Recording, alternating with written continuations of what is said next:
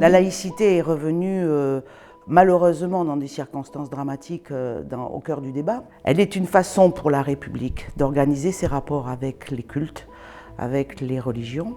Elle est également une façon pour les services publics de ne pas être des terres de propagande et de permettre la réalisation de l'intérêt général. La laïcité, c'est un moyen, c'est pas une fin en soi, c'est un moyen précieux pour les femmes parce que c'est un levier d'émancipation pour toutes les femmes du monde. La laïcité, finalement, c'est un principe qui rassemble au-delà de nos différences. Le sport ne fait pas autre chose que de rassembler les peuples au-delà de leurs différences de convictions politiques, religieuses et philosophiques, de leurs origines.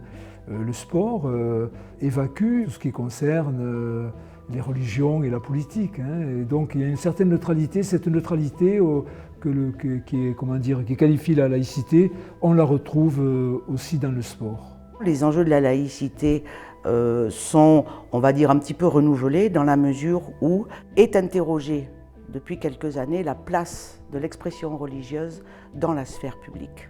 En raison de la montée de plusieurs radicalismes, en raison de la montée du communautarisme, il en va de l'avenir non seulement de la République, mais également de notre démocratie et de nos valeurs. Enfin, on a avancé dans nos sociétés pour reconnaître et pour combattre le patriarcat. Il n'y a pas un patriarcat blanc qu'on doive combattre et un patriarcat non blanc qui serait plus acceptable parce qu'il serait le fait de minorités ou parce qu'on dirait qu'il est culturel ou lié à la tradition. On se bat pour l'égale dignité de toutes les femmes du monde et on n'a pas accepté cette sainte trinité commune à tous les patriarcats du monde. La femme doit être pudique, la femme doit être vierge, la femme doit être discrète. Voilà des injonctions patriarcales que l'on doit absolument combattre partout.